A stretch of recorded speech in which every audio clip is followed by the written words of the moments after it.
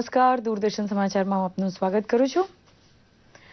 પ્રવાસી ભારતીય દિવસ સંમેલન સમક્ષ પ્રધાનમંત્રી મોદીએ જાહેરાત કરી હતી કે વૈશ્વિક નોકરી માટે યુવા પેઢીને તૈયાર કરવા ભારત સરકાર ટૂંક સમયમાં પ્રવાસી કૌશલ્ય વિકાસ યોજના શરૂ કરશે.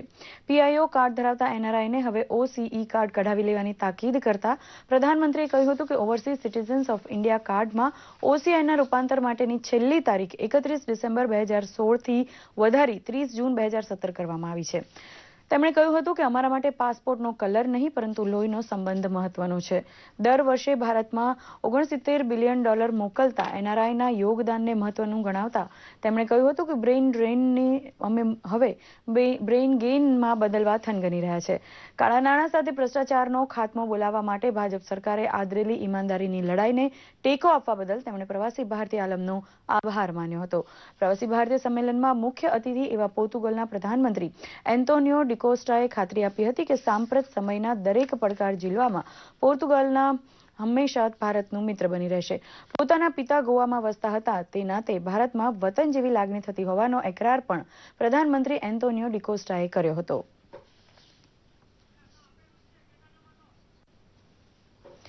અમદાવાદમાં રિવરફ્રન્ટ ખાતે વિશ્વભરમાં ખ્યાતિ પામેલા ગુજરાતના આંતરરાષ્ટ્રીય પતંગ મહોત્સવનો આજથી પ્રારંભ થયો છે.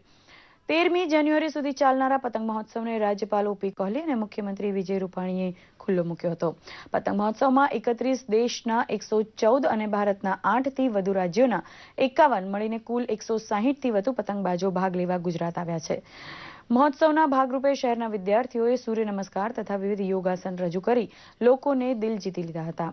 મુખ્યમંત્રી વિજયભાઈ રૂપાણીએ આ પ્રસંગે કહ્યું હતું કે સામાજિક સમરસતા અને સૌહાર્દનો ઉત્તરાયણ જેવો ઉત્સવ ગુજરાતની સાંસ્કૃતિક ઓળખ બની ચૂક્યો છે ત્યારે વાઇબ્રન્ટ સમિટ અને પતંગ ઉત્સવ એકબીજાના પર્યાય બનતા જાય છે.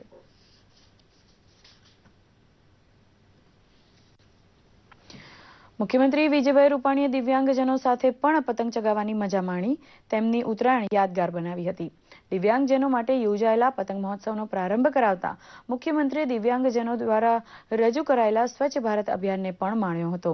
તેમણે દિવ્યાંગજનોના સામાયિકનું પણ વિમોચન કર્યું હતું. મુખ્યમંત્રીએ જણાવ્યું હતું કે દિવ્યાંગ શબ્દ પ્રધાનમંત્રી નરેન્દ્ર મોદીએ સર્વપ્રથમ આપ્યો છે ત્યારે તેને સાર્થક કરવા રાજ્ય સરકાર કટિબદ્ધ છે.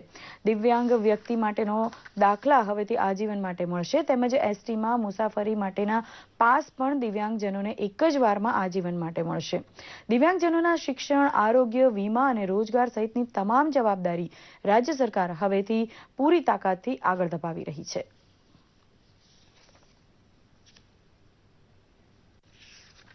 કચ્છના સફેદ રણમાં ઘોરડો ખાતે ચાલતા રણ ઉત્સવમાં નવેમ્બર અને ડિસેમ્બર દરમિયાન 92,000થી વધુ પ્રવાસીઓ પહોંચ્યા હોવાથી વિમુદ્રીકરણની અવળી અસર પડવાની આગાહી કરનારા બધા જાણે ખોટા પડ્યા છે.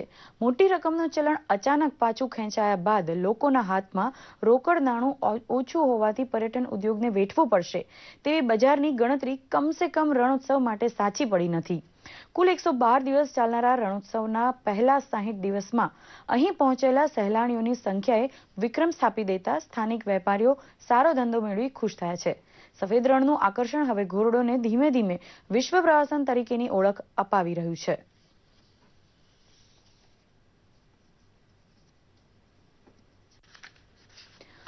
દુશ્મન માટે સર કરવો ખૂબ કઠિન હોય તેવા કિલ્લા માટે ઈડરિયા ગઢની ઉપમા અપાતી આવી છે. પણ ઈડરનો આ ગઢ તેને ખુદને ખેદાન મેદાન કરતા લોભી તત્વો સામે ખુદ લાચાર બની ગયો હોવાનું ભાસે છે. ઈડરનો ગઢ જે ટેકરી ઉપર બંધાયેલો છે તેના ઉપર ગ્રેનાઇટ પથ્થર વિપુલ માત્રામાં હોવાથી ખનીજ ચોરી માટે અહીં ગેરકાયદે બ્લાસ્ટિંગ થવાની ઘટના બનતી રહે છે જે ઈડરિયા ગઢનું માળખું નબળું બનાવી રહી છે. અરવલ્લી પર્વતમાળામાં સૌથી સુંદર ગઢ તરીકે જેની ગણના થાય છે તે સ્થાપત્ય બચાવવા હવે કડક પગલાં ભરી ખનન પ્રવૃત્તિ રોકવા ભૂસ્તરશાસ્ત્રી ટી.જે. પટેલે ખાતરી આપી છે. ગ્રેનાઇટ જેવા મોંઘા પથ્થર માટે ઈડરિયો ગઢ નાશ પામે નહીં તે માટે સૌ કોઈ જાગૃત બને તે જરૂરી છે.